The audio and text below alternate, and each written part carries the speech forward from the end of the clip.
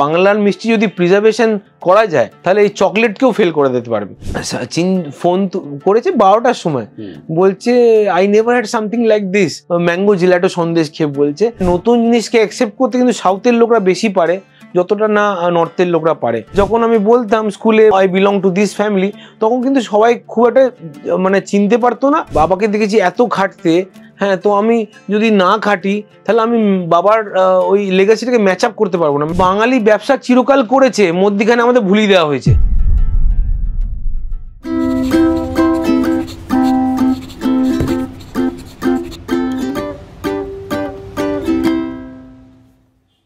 দেখুন, শুরুতেই আমরা বলেছিলাম আমার আড্ডা মানে, সহজ কথার আড্ডা মানেই সেটা শুধু বাংলা ফিল্ম ইন্ডাস্ট্রি এবং তার চেনা চৌহদ্দির মধ্যে ঘোরাফেরা করবে তা নয়।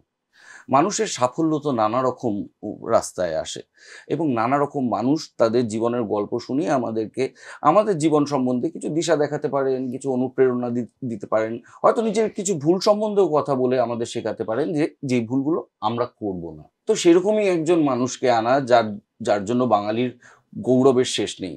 দেখুন, বাঙালির এমনিতে ভুবন জোড়া নাম আছে কিছু কিছু জিনিসে, তার মধ্যে একটা অবশ্যই হচ্ছে তার মিষ্টি। আর সেই মিষ্টির ঐতিহ্যের সঙ্গে যখন মেশে আধুনিকতা, মেশে নতুন ধরনের পরীক্ষার ইচ্ছে, নতুন ধরনের বিজ্ঞান ব্যবহার করার ইচ্ছে, তখন সেই মিষ্টি নতুন একটা আকাশে উড়ান দেয়, নতুন একটা বিজ্ঞানের জন্ম হয়, মিষ্টি বিজ্ঞান। আজকে আমি কথা বলবো আধুনিক মিষ্টির বিজ্ঞানের কারিগর সুদীপ মল্লিক, যিনি রাধারমন মল্লিক এবং বলরাম মল্লিকের কর্ণধার, এবং বন ফার্ম বলে যে ক্যাফেটি সম্প্রতি আমাদের মধ্যে এসেছে এবং প্রায় 1 বছর হলো এসেছে, 7 মাস, এবং নতুন নতুন পরীক্ষার দিগন্ত খুলে দিচ্ছে সেটি খাবারের জগতেও। সেটা নিয়েও আলোচনা হবে। তো আজকে আপনাদের সামনে আনলাম সুদীপদাকে। থ্যাংক ইউ সুদীপদা সহজ কথায় আসার জন্য। হ্যালো। তো বলো, তোমার শুরুটা কিরকম, মানে ছোটবেলাটা কিরকম? না, ছোটবেলাতে তো আমি ভাবিনি যে কোনোদিন এই রান্না বান্না নিয়ে থাকবো বা শেফ হব, এটা তো ভাবিনি। কিন্তু কোনো এটা ঠিক ছিল যে আমি যখনই আমাকে জিজ্ঞেস করতো কেউ কি করবে, আমি বললাম বিজনেসম্যান হব। তো লোকে আবার এটা কোনো ঠিক উত্তর না, মানে তোমার কি ইচ্ছে নেই ডাক্তার, ইঞ্জিনিয়ার বা পাইলট হবার? বাঙালি তো আবার ব্যবসা শুনতে খুব একটা অভ্যস্ত নয়, সেই উত্তরটা শুনেও তাদের অবাক লাগতো। একদমই অবাক লাগতো, মানে এটা কোনো আনসার হলো না ঠিক মতন আর কি। হ্যাঁ, মানে আমাকে পাশ কাটিয়ে নেক্সট লোককে হয়তো জিজ্ঞেস করা হতো বেশি করে। হ্যাঁ, তো তখনও জিজ্ঞেস করতো কি ব্যবসা আছে। তখন আমাদের বলরাম মল্লিক অনেক পুরনো, আমাদের দোকান 140 বছর হচ্ছে, কিন্তু আমাদের ওই ফ্লেয়ারটা ছিল না। হ্যাঁ, ধরোটা আমাদের যেমন পাড়ার দোকানের মতনই, কিন্তু ভবানীপুরের একটা দোকান ছিল, ভালো মিষ্টি পাওয়া যায়। হ্যাঁ, 8 ফুট কাউন্টার ছিল, 8 ফুটের একটা কাউন্টার ছিল, আর ওখানে 3-4 জন কাউন্টার সেলসম্যান ছিল, আর ওখানেই কারখানা ছিল। লোকে দেখতে পারতো যে ওখানে ভেনঘরে কাজ হচ্ছে। এখনো অনেক পুরনো মিষ্টি দোকান ওরকম রয়েছে যে তুমি দেখতে পারো একটু ছাপোষা একটা ভেনঘর, যেখানে রান্না করা হচ্ছে, যেখানে সন্দেশ তৈরি হচ্ছে, ওই রকমই ছিল আমাদেরটাও। কিন্তু ভবানীপুর যেহেতু একটা যদুবাবুর বাজার এলাকা, সেখানে আমাদের বিক্রি বাটাটা একটু অন্যদের থেকে বেশি ছিল। আমি এই দেখেই বড় হয়েছি। আর তখন যখন, হ্যাঁ, এমপি বিড়লা ফাউন্ডেশন, যখন আমি বলতাম স্কুলে, বা স্কুলের কথাই বলছিলাম এতক্ষণ, যে স্কুলের টিচাররা জিজ্ঞেস করতো, তখন আমি যখন বলতাম I belong to this family, তখন কিন্তু সবাই খুব একটা মানে চিনতে পারতো না, বা ধরো বলতো তাই নাকি, মানে মিষ্টি তো বেচো আর কি, এরকম টাইপের। এখন সেই জিনিসের সিনারিওটা অনেকটা চেঞ্জ করতে পেরেছি, এটাই আমার কাছে গর্বিত। আমি অনেকটা সিনারিওটা চেঞ্জ হয়ে গেছে। এখন কিন্তু বলরাম মল্লিক বললে একটা ব্র্যান্ডের সাথে তুলনা করা হয়, একটা ব্র্যান্ড নেওয়া হয়, আর যতটা না আমার ব্যবসা বড়, তার থেকে বেশি বড় করে দেখা হয়। আমাদের সম্মানটা অনেক বেড়ে গেছে, অনেক বেশি সম্মান পাই। তো আমাদের যে নেক্সট জেনারেশন, আমার ছেলেদেরও আমি দুজনকেই বলছি যে ব্যবসাই করতে হবে, আর ওদেরও অনেকটা ন্যাক ব্যবসার দিকে। আমার বড় ছেলেও রান্না বান্না করতে ভালোবাসে আমার মতনই। আমি ইনফ্যাক্ট ছোটবেলা থেকে রান্না করতাম, তুমি ছোটবেলার কথা জিজ্ঞেস করলে, আমি অনেক রকম রান্না করতাম। বাবা খুব অবাক হয়ে গেছিল যে বাড়িতে ব্রেড বানানো যেতে পারে। হ্যাঁ, আমি যখন ছোটবেলায় ইস্ট ফিস দিয়ে ইস্ট দিয়ে ব্রেড বানিয়েছিলাম, বাবা বলছে ব্রেড কি বাড়িতে বানানো যেতে পারে, এটাই বাবার কাছে খুব অবাক হয়ে যেত। বাবা কোনোদিন ভাবতেই পারেনি যে আমার ছেলে বাড়িতে ব্রেড বানাবে, আর তাও আবার ছোট মানে একদমই ছোট বয়সে। তারপরে বাবা সবাইকে বলতো আমার ছেলে বাড়িতে ব্রেড বানাতে পারে, অনেক রান্না করতে পারে। তারপর আমি আমার মনে আছে তখন খুবই ছোট, আমি করলা, আমি একদম বাড়িতে রোজ উচ্ছে হবে না হলে করলা হবে, এটা কি মহা মুশকিল, আমি খাবো না, জোর করে খাইতে হবে। আমি এটা করলার স্টাফিং করেছিলাম, সেটা সেটা বারবার খুলে যাচ্ছিল, তাই সুতো দিয়ে বেঁধে ওটাকে বেক করেছিলাম। তো এটা বাড়িতে সবাই মানে দে ওয়েন্ট গাগা, মানে what is this, they have never seen. তারপর আমি পরে যখন দেখলাম যে পাঞ্জাবে ওরকম একটা ভরবা করলা পাওয়া যায়, কিন্তু আমি ওটা না জেনেই আমার বাঙালি স্টাইলেই করেছিলাম। তো এই রকম আবোল তাবোল জিনিস রান্না করতাম। এখন তারপরে এখন যখন পিছন ফিরে দেখো ওই আবোল তাবোলটাতেই তুমি বুঝতে পারো যে একটা বীজ লুকিয়ে ছিল কোথাও। এক্স্যাক্টলি, কেন আমি বলবো এটা মনে হয় জেনেটিক্যালি ট্রান্সফার হয়।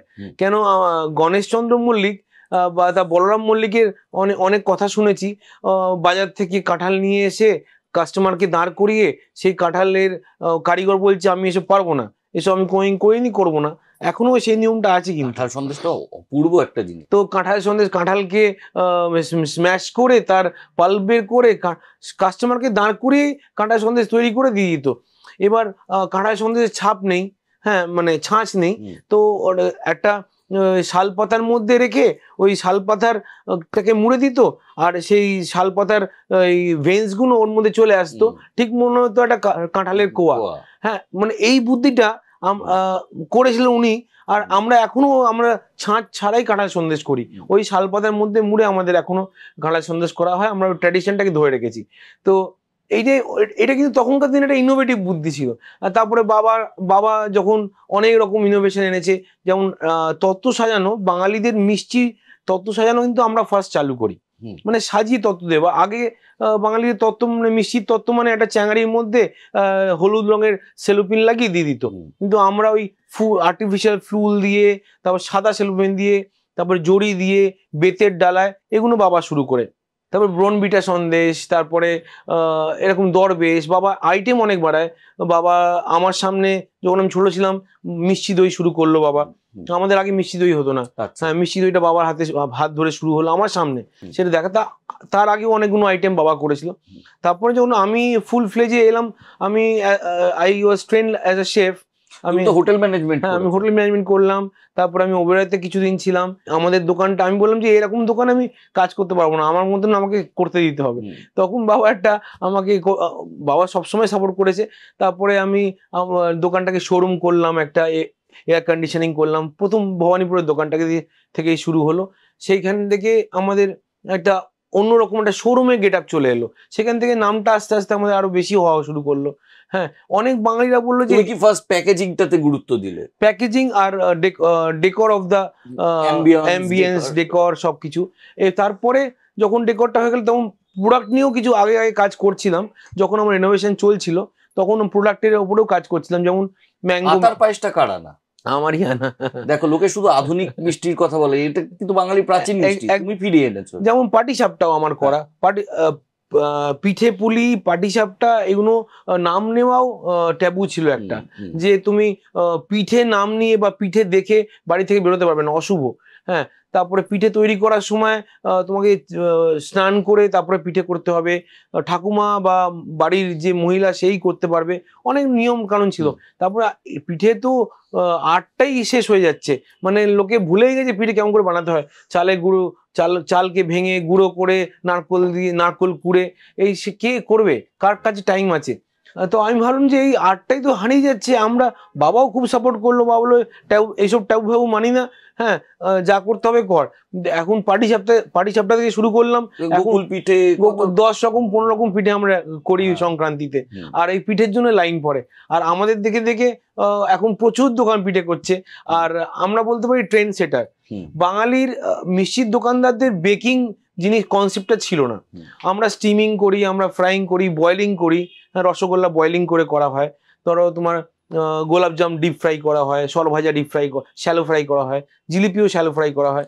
কিন্তু এত রকম টেকনিক আমাদের মিষ্টিতে, এটা তো গোটা ভারতে দেখা যায় না। না। এটার কারণ কি নানা রকম ইউরোপিয়ান ইনফ্লেশন, মানে ইনফ্লুয়েন্স। হ্যাঁ, ফার্স্ট তো ছানা আমরা তুমি বলতে পারো ডাচ। হ্যাঁ, ডাচদের থেকে শিখেছি, পট চিজ ওরা বানাতো, তাদের থেকে শিখেছি।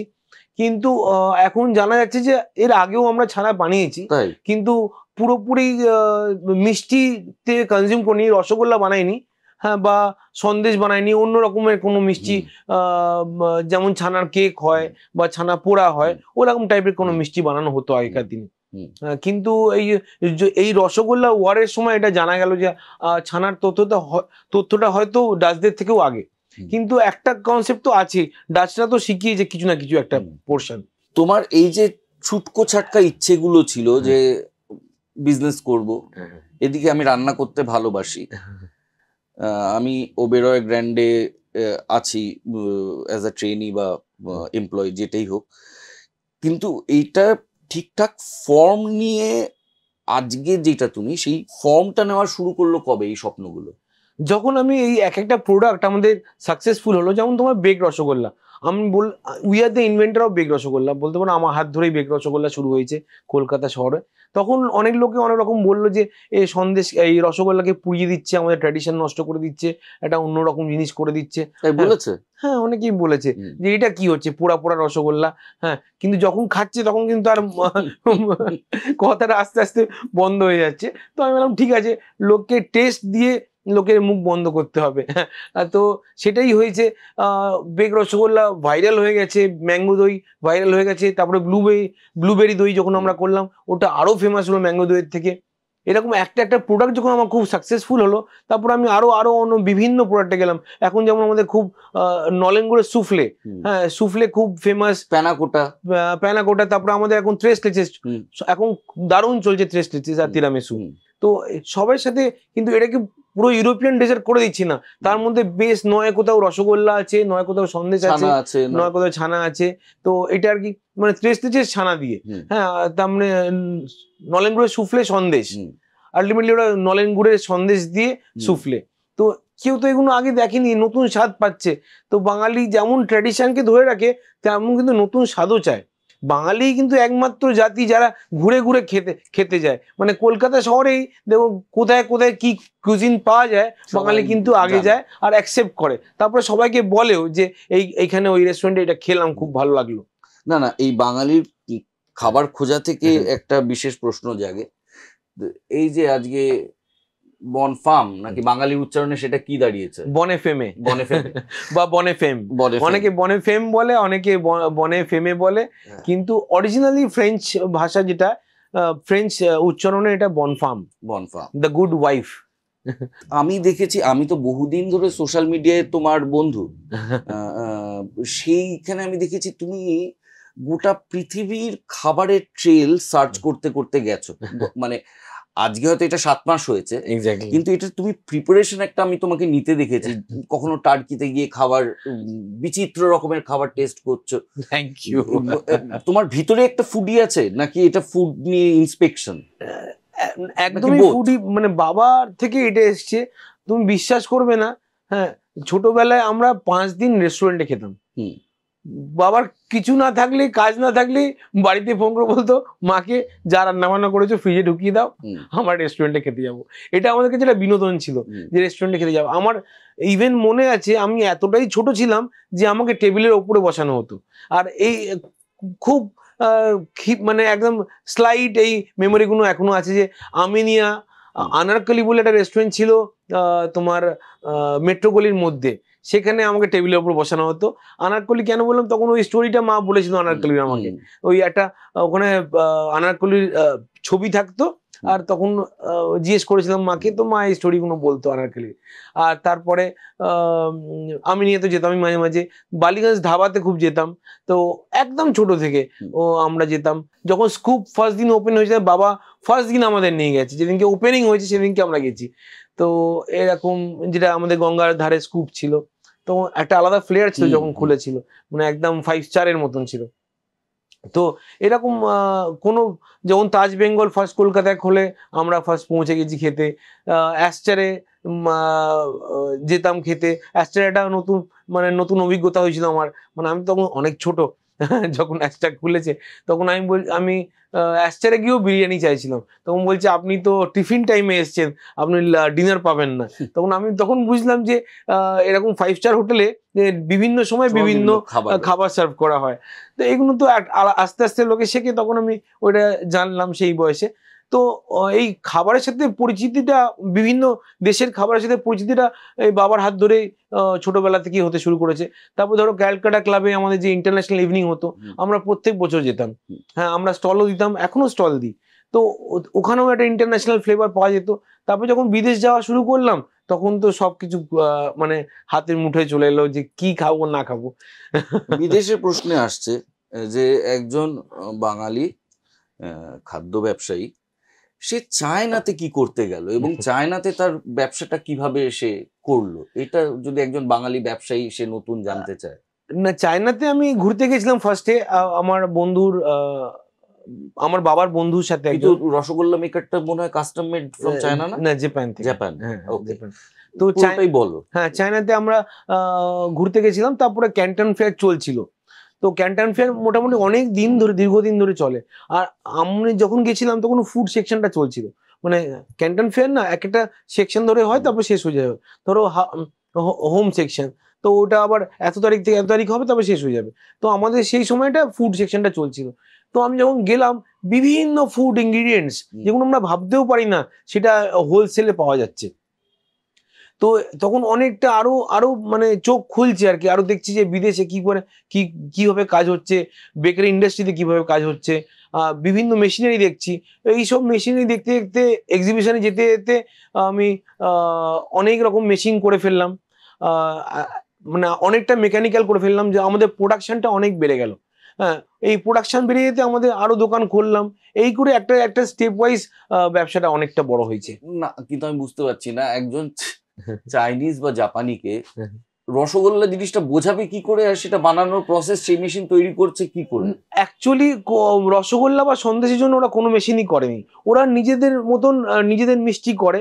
যেমন আমরা জাপানে যে মেশিনটা সবচেয়ে আমাদের যেটা কাজে লেগেছে, যে মেশিনটা, একটা মোচি মেকিং মেশিন। মোচি হচ্ছে একটা নারকল, সরি, চালের গুঁড়ো দিয়ে তৈরি একটা মিষ্টি, যেটা চালের গুঁড়ো, চিনি আর বিন পেস্ট, রেড বিন পেস্ট দিয়ে তৈরি করে। আর রেড বিন পেস্টটাও চালের গুঁড়োর মধ্যে স্টাফিং করা হয়, ঠিক পিঠের মতন আমাদের যেমন আমরা নারকোল স্টাফিং করি, ওরা ওই চালের বিন পেস্টটা স্টাফিং করা হয় একটা চালের গুঁড়ের মোড়কের ওপর। তো ওইটা যখন দেখলাম যে এই মুচিটা বানাচ্ছে এই মেশিনটা দিয়ে, আর খুব সুন্দরভাবে খুব ফাস্ট হচ্ছে, তখন আমি বললাম এটা দিয়ে আমাদের সন্দেশও বানানো যেতে পারে, এটা দিয়ে আমাদের কচুরি বানানো যেতে পারে, মানে কচুরি স্টাফিং করা যেতে পারে। আমাদের যে অনেক রকম সন্দেশ এটা দিয়ে বানানো যেতে পারে, জল ভরা সন্দেশ যেটা আমাদের সবচেয়ে ফেমাস, এটা দিয়ে বানানো যেতে পারে। তখন আমি জাপানে গেলাম ফার্স্ট, চায়না থেকে ফার্স্টে গেছিলাম, তারপরে সেকেন্ড টাইম জাপান গেলাম। জাপানে সব জিনিসপত্র নিয়ে গেছিলাম, সরঞ্জাম, সন্দেশ, নলেন গুড় নিয়ে গিয়ে ওখানে টেস্টিং করলাম, খুব অবাক হয়ে গেলাম। তারপরে এই কথাটা আমি সবসময় বলি, তো যখন ফিরে এলাম বাবাকে ভিডিও দেখালাম, বাবা বললো এই মেশিনটা চাই, যা হোক করে নিয়ে আয়। আমি বললাম অনেক দাম, এসব হবে না, হ্যাঁ, বাড়ি ফাড়ি বেচে দিতে হবে। বাবা বললো বাড়ি বেচতে হলে বাড়ি বেচে দে, এই মেশিনটা নিয়ে আয়। এই এতটা সাপোর্ট করেছে মোরালি। আর তারপরে ফাইন্যান্সিয়ালি তো আমি জোগাড় করেছি ব্যাংক ট্যাঙ্ক থেকে, লোন টোন নিয়ে। এইটা একটা প্রশ্ন, এই যে বলরাম মল্লিক এত ডাইভার্সিফাই হলো, তোমার নিশ্চয়ই কোনো ইনভেস্টার্স দরকার হয়েছে কখনো, বা ব্যাংক দরকার হয়েছে। আজকে যদি আমি একজন নতুন ব্যবসায়ী হই, আমি কিভাবে পিচ করব? এই যে তুমি ডাইভার্সিফিকেশনটা করলো, এই একটা ভবানীপুরের দোকান থেকে ফার্স্টে মেশিন আনলে, তারপর মেশিনের পরে প্রোডাকশন বাড়লো, তার একটা ফলশ্রুতি হিসেবে এখন কলকাতা জুড়ে, রাজ্য জুড়ে, দেশ জুড়ে এখন তোমরা রয়েছে। এই যে আমি যদি পিচ করতে চাই, আমার একটা দোকান আছে, সেটাকে আমি ডাইভার্সিফাই করব, আমি কিভাবে পিচ করব এই টাকাটা তোলার জন্য? না, ব্যাপারটা হচ্ছে এখন বিজনেস যে সিস্টেমটা দেখছি আমি, টেকনিকটা অনেকটা ডিফারেন্ট হয়ে গেছে। মানে আমি কম কম দিনে কি করে আমি ধনী হতে পারবো, বা কি করে পয়সা কামাতে পারবো, লোকে কিন্তু এখন ওটাই ভাবছে। তাতে কোনো দোষ নেই, একটাতে সাকসেসফুল হলাম না, আরেকটাতে সাকসেস হতে পারবো, হবার চেষ্টা করব। বা তো একটা জিনিস যদি বেশি দিন দিই তাহলে হয়তো ওটা সাকসেস না হলে তাহলে আমার লাইফটা ওতে চলে যাবে। কিন্তু আমার একটা ব্যাকগ্রাউন্ড ছিল, আমি একটা কিছু তো একটা ব্যাকগ্রাউন্ড ছিল, তো সেটা আমি বলবো আমার, সেটাকে আমি ধরে এগিয়ে গেছি। কিন্তু এটা রিস্ক, একটা বিশাল রিস্ক নিয়েছি, অনেক লোন নিয়েছি। ব্যবসা করতে গেলে রিস্ক নিতেই হবে, রিস্ক ইজ দ্য ফ্যাক্টর। মানে তুমি এবার কম টাইমের মধ্যে ওটাকে ছেড়ে দেবে করে, সাকসেসফুল হোক আর আনসাকসেসফুল হোক সেটা দেখবে, কোনো ইনভেস্টার থ্রুতে টাকা নিয়ে, না তুমি ওটার পেছনে লেগে থাকবে। দুরকম রাস্তা আছে, তুমি ওইটার পেছনে লেগে যতদিন না সাকসেস হচ্ছে, যতদিন না তুমি সাকসেস পাচ্ছ, ওর পেছনে লেগে থাকলে, ওটাকে সাকসেস করেই চাললে, এটা একটা টেকনিক হতে পারে। আর একটা টেকনিক যে এখন এখন যারা যারা করছে ইনভেস্টার নিয়ে, শার্ক ট্যাঙ্কে দেখতে পাচ্ছ, একটা ব্যবসা থেকে একটা ব্যবসা সুইচ করছে, বেচে দিয়ে চলে যাচ্ছে, পয়সা কামিয়ে নিচ্ছে। হ্যাঁ, তোমাকে কিন্তু ক্লিক হতে হবে। আমারটাতেও মিষ্টিটা ক্লিক করেছে, আর তোমার যে আইডিয়াটা, ধরো আইটিতে কোনো আইডিয়া আছে, সেটা ক্লিক করতে হবে। একবার যদি ক্লিক করে যায়, আইডিয়া যদি ঠিক হয়, মানুষ যদি অ্যাকসেপ্ট করে, তোমার ব্যবসা সাকসেসফুল হয়ে যাবে। কিন্তু রিস্কটা সবেতেই আছে, ক্লিক করুক আর না করুক, রিস্ক তো আছে। আর তুমি যদি শর্ট টার্মেও ভাবো, সেখানেও রিস্ক আছে। আমি লং টার্মে ভেবেছি, সেখানেও প্রচুর রিস্ক নিয়েছি, এখনো নিয়ে যাচ্ছি। আমি প্রচুর ইনভেস্টমেন্ট করছি ব্যাংকের থ্রুতেই। আমার কোনো বাইরের টাকা আমরা এখনো কোনো নিয়ে কোনো বাইরের ইনভেস্টার নেই, আমি পুরোপুরি ব্যাংকের সাপোর্টেই চলি যতটাই। তুমি যেরকম খাবার নিয়ে এক্সপেরিমেন্ট করতে ভালোবাসো, যেটার একটা সরাসরি ফলশ্রুতি হচ্ছে বনফার্ম, কিরকম তুমি রেসপন্স পাচ্ছ? দারুণ রেসপন্স পাচ্ছি বনফার্মে। আমি বলতে পারি, যেটা তোমার ফার্স্টে বলছিলাম আমি, যে খুব গর্বিত আমরা যে মিষ্টি সিনারিওটা চেঞ্জ করে ফেলেছি আমরা। কলকাতা শহরে আমরা ট্রেন্ড সেটার হয়েছি। একটা সময় ছিল যে আমি দেখতাম যে 5 স্টার হোটেলের শেফরা কি বানাচ্ছে, কোথায় কোথায় কি তৈরি হচ্ছে। এখন শেফরা আসছে আমাদের কাছে মিষ্টি দেখতে, বলরাম মল্লিক কি মিষ্টি বানাচ্ছে। আমি বলবো যে কলকাতা অনেক পিছিয়ে গেছে খাবারের দিক দিয়ে। তুমি যদি দিল্লি বোম্বে যাও, কোনো এমন একটা কিউজিন নেই যেখানে ওখানে খাবার পাবে না। হ্যাঁ, আমরা বলি যে কলকাতা খাবার খুব ভালো খুব ভালো, সেই ফুচকা ফিশ ফ্রাইতে আমরা আটকে যাই। হ্যাঁ, না হলে হয়তো মোগলাই পরোটা, আমার আরেকটা জিনিস এখন মোগলাই পরোটা, বিরিয়ানি, হ্যাঁ এই হ্যাঁ মোমো, এখানে আটকে যাই। এখন দিল্লিতেও মোমো পাওয়া যায়। এক একটা মানে পুরো দিল্লির যে কালচার হয়েছে, খাবারের কালচার, তুমি কি পাবে না দিল্লিতে। বম্বেতেও তাই হচ্ছে, মাল্টি কুজিন, বড় বড় ব্র্যান্ডরা ওখানে। হাকাসান বম্বেতে কি করছে, আমাদের এখানে তো হাকাসান নেই, ইয়োচা আছে, তাও ইয়োচা চলে না ঠিকঠাক। তো আমাদের ওই ফ্লেয়ারটা অনেক কমে গেছে আমাদের। কিন্তু স্ট্রিট ফুডটাকেই আমরা মেনে নিচ্ছি যে আমাদের খাবার, কলকাতার খাবার। কিন্তু এরকম তো ছিল না। আমাদের ওবেরয় ছিল, আমাদের গ্রেট ইস্টার্ন ছিল, আমাদের একটা বিশেষ দারুণ ফ্লেয়ার ছিল। তো উচ্চমানের খাবার কিন্তু আমরা আমরা বলছে, যখন উচ্চমানের খাবার কোনো ব্লগার দেখাচ্ছে বা কোনো কেউ প্রজেক্ট করছে, বলছে এটা বড় লোকদের খাবার। আরে বড় লোকদের খাবার, গরিবের খাবার কিছু হয় না, খাবার খাবার হয়। হ্যাঁ, তো খাবারের টেস্ট হতে হবে। হ্যাঁ, সে ভালো, অনেক ছোট জায়গায় আছে যেখানে খুব ভালো খাবার তৈরি করে। তো এই জিনিসটা আমি ভাবছিলাম কোথাও হারিয়ে যাচ্ছে। আমরা ওই একরকম ট্যাংরা চাইনিজে পড়ে আছি আর বিরিয়ানি পড়ে আছি। আমাদের কোথায় ক্রিওল কুজিন কোথায় আছে? আমাদের কাছে জাপানিজ ভালো কুজিন কোথায় পাওয়া যাচ্ছে? পাওয়া যায় না। হ্যাঁ, মানে তুমি একটা টার্কিশ কিছু পাওয়া যায় না কলকাতা শহরে ভালো দেখতে গেলে। হ্যাঁ, মানি স্কোয়ার একটা হয়েছিল, চলেনি, চলেনি। এই মানে মেডিটেরেনিয়ান কুইজিন, এক্স্যাক্টলি, মানে এরকম উঠে যাচ্ছে, যেটা লোকে চাইছে, লোকে সেটাই করছে। বিরিয়ানি তো বিরিয়ানির পেছনে দৌড়াচ্ছে সবাই। সবাই বিরিয়ানি বানাচ্ছে, সবাই চাউমিনই বানাচ্ছে। তো আমি ভাবলাম এটা আমি করবো না। আমি কলকাতা শহরের খাবারটাকে চেঞ্জ করতে হবে। মানে লোকে যেন দূর দূরান্ত থেকে বলে যে ওইখানে কলকাতায় গিয়ে ওই রেস্টুরেন্টে খেতে হবে। আর আমার হাত ধরে যেন ট্রেন্ডটা সেট হতে পারে, নতুন ট্রেন্ড সেট হলো এখন। এই 7 মাসের মধ্যে আমাদের সবাই কপি করছে বলতে পারে। তোমার পুরো দেশে অন্য অন্য প্রান্ত থেকেও আমাদের আইটেমস কপি করছে। এগুলোতে তোমাদের কিছু না, এটা তো রকেট সায়েন্স নয়, এটা কেউ কপি করবে, আমাকে আবার নতুন জিনিস বানাতে হবে। যেমন একজনের নাম বলি, তোমার জয় মাল্যদা, মানে আমার খুব ভালো বন্ধু। খাবারের কথা হলে ওর কথা তো আসবেই। হ্যাঁ, যেমন তোমার এই ডাব চিংড়ি, ফার্স্ট ডাবের মধ্যে, ডাব চিংড়ি অনেক পুরনো জিনিস, কিন্তু ডাবের মধ্যে চিংড়ি দিয়ে সেটাকে ফয়েলে মুড়ে তন্দুরে করে কিন্তু ডাব চিংড়ি ওই বের করে। এই গন্ধরাজ চিকেন, গন্ধরাজ ফিশ ওই বের করে। ওর হাত ধরে অনেকটা বাঙালি খাবার কিন্তু একটা অন্য লেভেলে গেছিল। হ্যাঁ, না হলে সেই আমাদের বাঙালি খাবারটাও একটা সীমিত বাউন্ডারির মধ্যে পড়েছিল।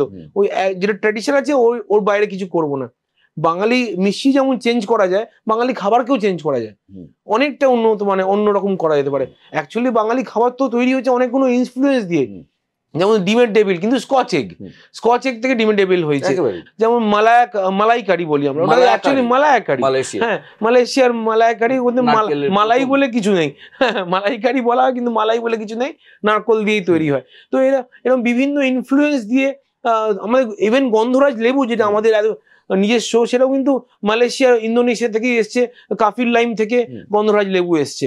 তো আমরা এখন কেন সীমিত হয়ে যাচ্ছি, যখন সারা জীবন মানে এত যুগ যুগান্তর ধরে অনেক কোনো ইনফ্লুয়েন্স দিয়ে আমাদের বাঙালি কুজিনটা হয়েছে, কিন্তু এখন কোথাও বলছি না ট্র্যাডিশন, এটাই ট্র্যাডিশন, আমি এটা মানবো না। এরকম করলে তো হবে না। আমার চিতল মাছের মুইঠা সিরাচা সস দিয়ে সার্ভ করছি, আর পেস্তো দিয়ে পাবদা মাছ পেস্তো দিয়ে সার্ভ করছি, পেস্তো সস দিয়ে ওভেনে বেক করছি, পেস্তো পাবদা নাম হয়েছে। লোকে যারা খাচ্ছে তারা চোখ বন্ধ করে নিচ্ছে, যে এইটা এই জিনিসটা কোনোদিন খাইনি। ভালো লাগছে পাবদার একটা সবুজ কারি, আমার পেস্তো পাবদা ভাবতেই ভালো লাগছে। তো ডাবের মধ্যে থার্মিডর বানাচ্ছি, ডাবের মধ্যেই বেক করছি থার্মিডর। হ্যাঁ, ডাব চিনি কেন হবে, শুধু সারা জীবন ডাব চিংড়ি বেচো, সবাই ডাব চিংড়ি বেচছে, আমি ডাবের মধ্যে থার্মিডর বেচছি। ঠিক তেমনি বিরিয়ানি, যেমন গফামা বলে একটা আইটেম আছে, আর্মেনিয়াতে বানায়, পামকিনের মধ্যে রাইস দিয়ে আর ড্রাই ফ্রুটস দিয়ে ওরা ওই রাইসটাকে হাফ বয়েল করে পামকিনের মধ্যে দিয়ে দেয়, তারপর পামকিনটাকে রোস্ট করে, ফুল বয়েল হয়ে যায় আর পামকিনের ফ্লেভারটাও চলে আসে। তুমি একবার পামকিন বিরিয়ানি খেয়ে যাও, তাহলে বুঝতে পারবে যে মানে গাফামাও ফেল হয়ে গেছে ওর সামনে।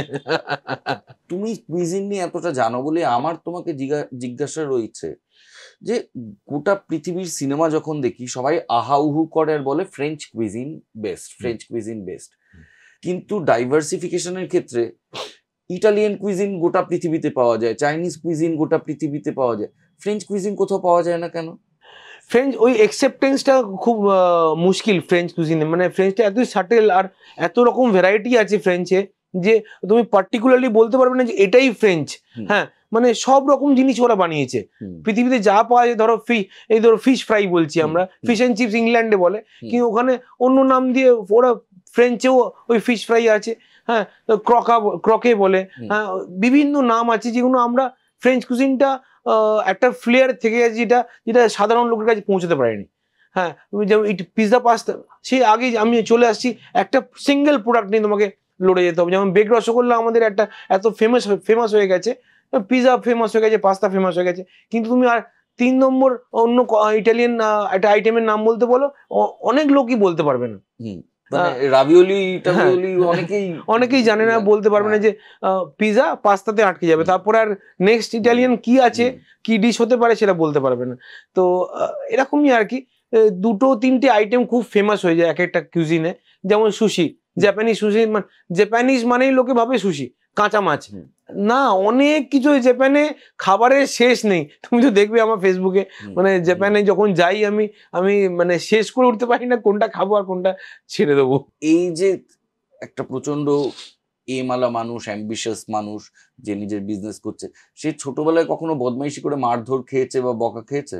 সে তো খাবোই, আমি ভীষণই দুষ্টু ছিলাম তো, কিন্তু কোনো দুষ্টু মানে কি, আমি ওই ভাঙচুর কিছু করতাম না, যে বাড়ির কাঁচ ভেঙে দিচ্ছি, ওটা ভেঙে দিচ্ছি, ওটা ফেলে দিচ্ছি, নষ্ট করে দিচ্ছি। জিনিসপত্র আমার খুব মানে একদম যেখানকার জিনিস সেখানে থাকবে। আমার ঘর বাড়ির মধ্যে সবচেয়ে পরিষ্কার থাকতো। হ্যাঁ, আমার ঘরে লোকে পার্টি করতে আসতো, ওর ঘরটা পরিষ্কার আছে, ওর ঘরে পার্টি করবো। তো এরকম হতো। তো সেই দিক দিয়ে আমাকে কোনো কমপ্লেন করতো না কেউ, কিন্তু আমি একটু রাগী ছিলাম আর কি ছোটবেলা থেকে।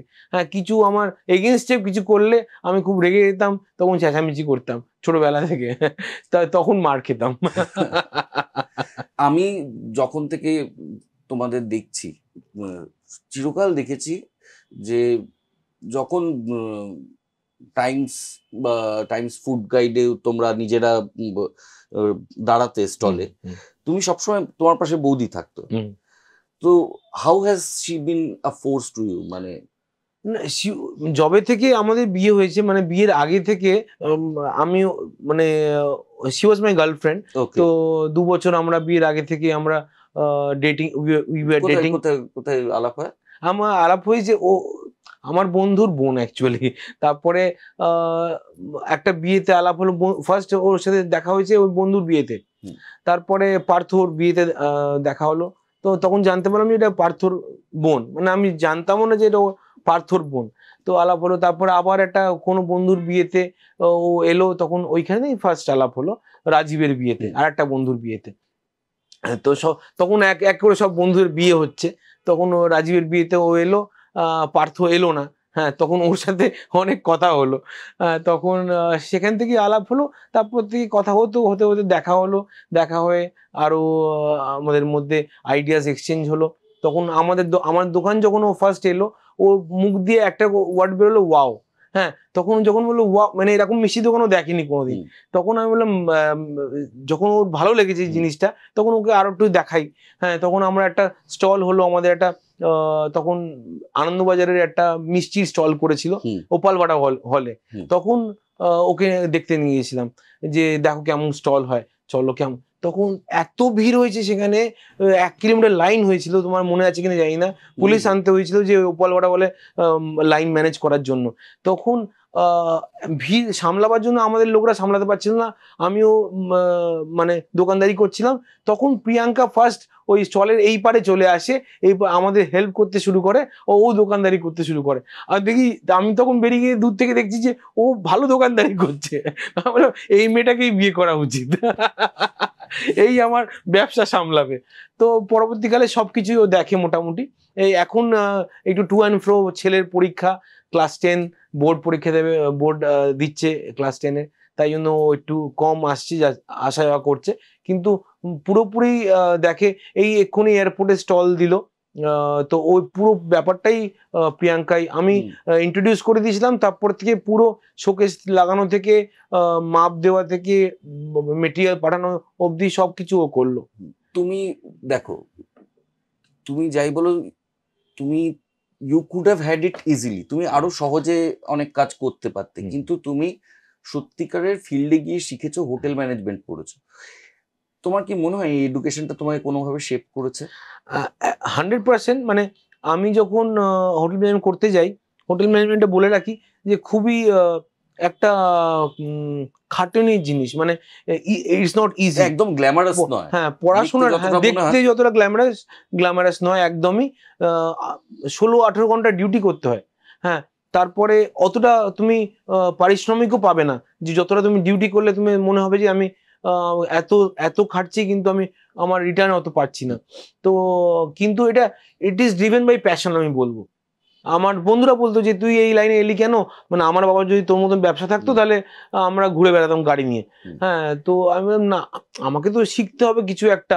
আমি তো আর এমনি জেনারেল লাইনে যদি আমি পড়াশোনা করতাম, বিকম পড়তাম, অবভিয়াসলি আমি কমার্সের স্টুডেন্ট ছিলাম, আমি বিকম পড়তাম, তারপরে সিএ পড়তাম, আর নাহলে এমবিএ করতাম। হ্যাঁ, সেই ব্যবসা নিয়েই পড়তাম, কিন্তু টেকনিক্যাল নলেজটা আমি হয়তো কোথা থেকে পেতাম না হোটেল ম্যানেজমেন্ট না করলে। পড়াশোনাটা একটু কম আছে হোটেল ম্যানেজমেন্টে, যে পড়তে চায় সে অনেক, পড়ার কোনো শেষ নেই। মানে যেমন খাবার নিয়ে পড়ার কোনো শেষ নেই, সার্ভিস নিয়েও পড়ার কোনো শেষ নেই। তো কিন্তু যদি কম পড়তে চাও, কম পড়েও তুমি পাস করে বেরিয়ে যাবে। কিন্তু যদি তুমি জ্ঞান পেতে, নলেজ পেতে চাও, তোমাকে লাইব্রেরি থেকে পড়তে হবে, তোমাকে বই কিনে পড়তে হবে। হ্যাঁ, খাটুনিটা অনেক বেশি, পড়াশোনায় যেমন কম, কিন্তু ওই ওয়ার্কলোডটা অনেক বেশি। এবার একটা কঠিন, একটা সহজ কথা, একটা কঠিন প্রশ্নই করব, যে এত বড় বিজনেস, সেটা তখন সবে বড় হচ্ছে, আরো বড় হচ্ছে, সেই সময় যখন কোভিডটা হিট করলো, সেই সময় সামলেছিলে কিভাবে? চোখে জল এসে যায়, মানে কোভিড এর কথা ভাবলেও। লোকে শুধু ভাবে যে তোমাদের সবটাই সোনালি। না, কোভিড এর আগেও একটা খুব বড় ধাক্কা খেয়েছিলাম, আমাদের ফ্যাক্টরিতে আগুন লেগে গেছিল।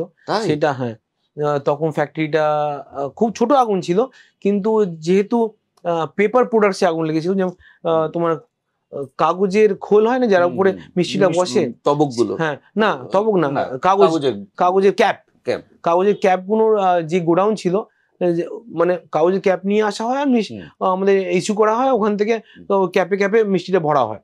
তো একটা জায়গায় পেটিগুলো রাখা হয়, ওই পেটিগুলো জ্বলে, মানে ধরে গেছে সামহাও। তো সিগারেট বিড়ি হতে পারে, কিছু হতে পারে, কেউ খেয়ে ফেলে দিয়েছে, হয়তো আস্তে আস্তে ধরে গেছে। তো ওই ধোঁয়াটা অনেক বেশি হয়েছে, মানে যেহেতু পেপার প্রোডাক্ট পড়ে পেপারের ধোঁয়াটা অনেক বেশি হয়েছে, তো লোকের কাছে একটা মানে ভয় হয়ে গেছে যে বিশাল বড় আগুন লেগেছে। কিন্তু আগুনটা 10-15 মিনিটে নিভে গেছে। হ্যাঁ, কিন্তু ওই যে নর্মস গুলো পরে আসে, তা আমার ফ্যাক্টরিটা, সেফটি সিকিউরিটি, ফ্যাক্টরিটা সিল করে দেওয়া হয়, তখন আমার খুব প্রবলেম হয়ে যায়। তখন আমার সেকেন্ড ফ্যাক্টরিও ছিল না, তখন আমরা সেকেন্ড ফ্যাক্টরি তৈরি করছি। তখন কোথাও মানে কোথায় মিষ্টি বানাবো, আর কোনো জায়গা নেই মিষ্টি বানাবো, ফ্যাক্টরি লক করে দিয়ে চলে গেছে পুলিশে। তো খুবই অবস্থা খারাপ। আর এতগুলো লোক তখন, এতগুলো কারিগর, হ্যাঁ এতগুলো শোরুম, সব আস্তে আস্তে মিষ্টি শেষ হয়ে যাবে 1-2 দিনের মধ্যে। হ্যাঁ, আর কিছু কিছু মিষ্টি তো একদিনই আমরা বেচি, মানে রসমালাই, রাবড়ি, ওগুলো পরের দিন বিক্রিও করি না। হ্যাঁ, তো এরকম হয়েছে, রাত্রিবেলা যা হোক করে 1-2 মেশিন বের করেছি, পুলিশকে বলে বের করা হয়েছে, তারপরে পুলিশ বের করে দিয়ে গেছে। সেই মেশিন অফিসের মধ্যে লাগিয়ে অফিসের মধ্যে মিষ্টি করা হয়েছে, এরকম ধরনের অফিসের মধ্যে মিষ্টি তৈরি করা হয়েছে।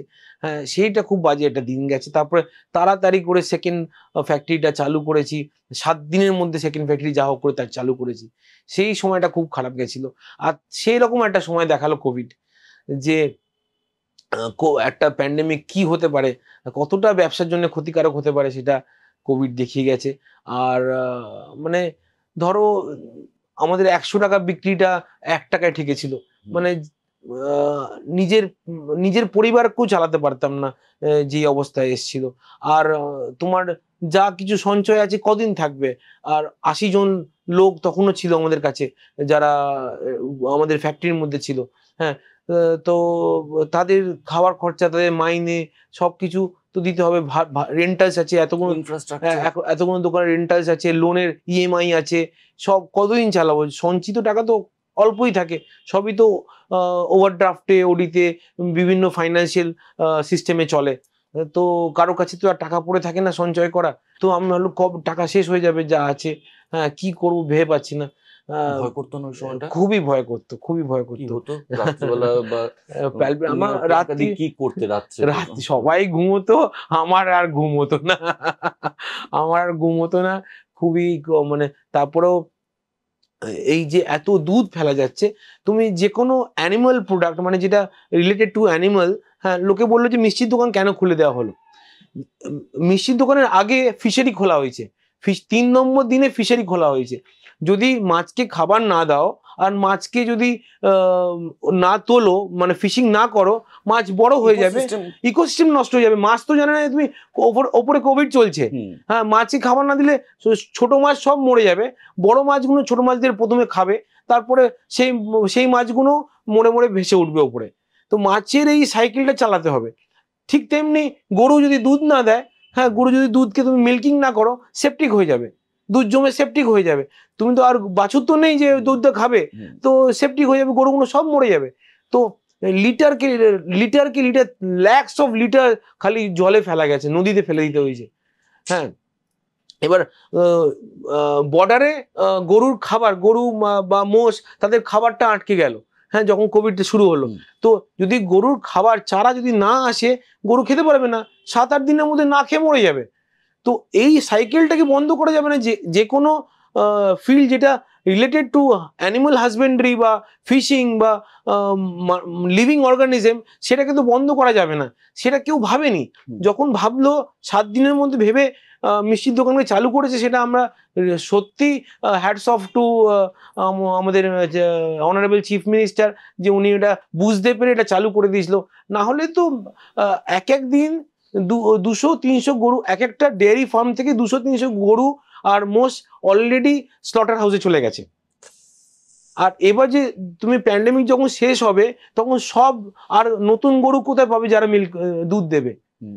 সবই তো স্লটার চলে গিয়ে, মানে ওটাকে প্রসেস করে ওটা ঠান্ডা ঘরে ঢুকে গেছে, কোল্ড স্টোরেজে ঢুকে গেছে, ওই খাবারটা ওই মিট হয়ে গেছে ওটা আর কি। মানে গরু যে দুধ দিত সে মিট হয়ে গেছে। তো আর নতুন গরু পাবে কোথায়, বড় হবে কোথায়? তো যখন প্যান্ডেমিক শেষ হতো, তখন কিন্তু আর দুধ তুমি পেতে না।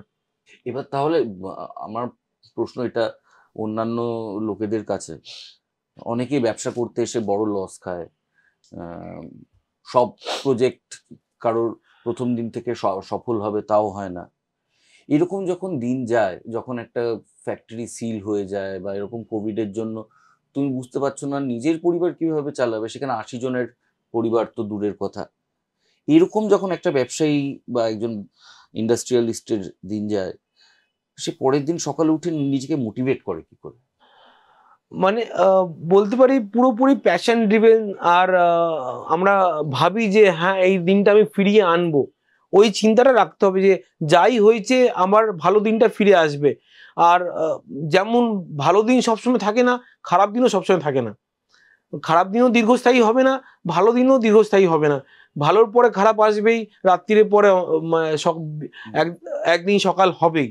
তো এই সকালের মানে মানে চিন্তা করেই যে সকাল হবে ওটা করে এগোতে হবে, নিজের নিজের কাজটা করে যেতে হবে। যে কাজগুলো আমি শিডিউল করেছি, মানে ওই আমার শিডিউলে যে কাজগুলো আছে সেগুলো কিন্তু একটা একটা করে পারফর্ম করে যেতে হবে, সেই কাজগুলোকে করে যেতে হবে। আমি সেটাই করি। ধরো রেস্টুরেন্টে প্রথম দিকে তো কোনো লাভ হচ্ছিল না, কোনো একদমই, মানে জাস্ট পকেট থেকে টাকা যাচ্ছিল না, কিন্তু একদমই লাভ হচ্ছে না বললেই চলে। ফুড ইন্ডাস্ট্রি তো তোমার একটা ওয়ার্ড অফ মাউথ হবে, লোকে জানবে, ছড়াবে। এক্স্যাক্টলি। তো আমি কিন্তু আমার কাজটা করে গেছি, রোজ নতুন রান্না করে গেছি। হ্যাঁ, আমি কিন্তু থেমে থাকিনি যে আজকে এটা চলছে না বলে আমি আর করবো না। আমি কিন্তু রোজ নতুন একটা আইটেম করে গেছি, মেনু ডিজাইন করে গেছি। হ্যাঁ, ফার্স্টে পেপারের মেনু ছিল, তারপরে লেদারের মেনু করেছি। আমি ধরো কোস্টার, হ্যাঁ আমার পেপারের কোস্টার ছিল, ওটাকে কাঠের কোস্টার করেছি। তো আপগ্রেডেশন, ধরো একটা জায়গায় আমাদের জানলার ডেকোরেশনটাকে চেঞ্জ করেছি।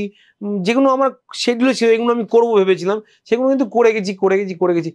মানে প্রফিট না আসছে দেখেও আমি করে গেছি যে একদিন প্রফিট হবে, একদিন নাম হবে। তোমাকে কি বলে ডাকলে তুমি সব থেকে খুশি হবে? Businessman Sudip Mallick, industrialist Sudip Mallick, inventor Sudip Mallick, না শেফ সুদীপ মল্লিক? শেফ বললে সবচেয়ে খুশি হই, কিন্তু ছোটবেলার প্যাশন যেহেতু। হ্যাঁ, ছোটবেলার প্যাশন যেহেতু। কিন্তু একটা কথা বলবো, যখন মানে আমি এটা বলতে ভুলে গেলাম, তখন যখন আমি বলতাম বিজনেসম্যান হব, তখন কিন্তু কেউ পাত্তা দিত না। যখন আমি বলতাম, তারপর আমি বলতে শুরু করলাম আমি এটা ইন্ডাস্ট্রিয়ালিস্ট হব, হ্যাঁ, তখন কি ইন্ডাস্ট্রি করবে, তখন কিন্তু আমার কথাটা শুনতো লোকে, যে এটা অনেক বড় স্বপ্ন। এক্স্যাক্টলি। তো আমি তখন বলতাম ইন্ডাস্ট্রিয়ালিস্ট হব। আর এখন অনেকেই যখন বলে যে Balaram Mallick has become a industry, আমার করেছো ইন্ডাস্ট্রিয়ালাইজেশন, আমি খুব খুশি হই যে হ্যাঁ সত্যি ওই স্বপ্নটা হয়তো পূর্ণ হয়েছে, যে একটা ছোটখাটো ইন্ডাস্ট্রি করতে পেরেছি। তোমাকে আমার একটা ব্যক্তিগতভাবে ধন্যবাদ দেওয়ার আছে। আমাদের দক্ষিণ কলকাতার অনেক কিছু আছে, কিন্তু আমাদের একটা জায়গায় কৌলিন্য ছিল না, সেটা মিষ্টি। সেটা পুরোটাই উত্তর কলকাতার দাপট ছিল। একদমই তাই। সেইটা তুমি আমাদের হয়ে লড়ে আমাদেরকে একটা জায়গা দিয়েছো। এটা মনে হয়নি যে যদি তোমাদের সেট আপটাই ধরে নেওয়া যাক শ্যামবাজারের কোনো গলিতে বা শোভাবাজারের কোনো গলিতে হতো, আরো তাড়াতাড়ি নাম করে যাওয়ার চান্স ছিল, কারণ জায়গাটারই একটা মাহাত্ম্য আছে।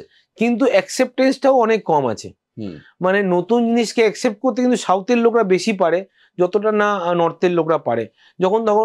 যখন ফার্স্ট মল শুরু হয়, ধরো ফোরাম মল, হ্যাঁ, নর্থের লোকরা কিন্তু খুব কম আসতো, সাউথের লোকরাই বেশি যেত। নর্থের লোকরা বলতো না না ওইসব মল টল, আমাদের নিউ মার্কেটই ভালো।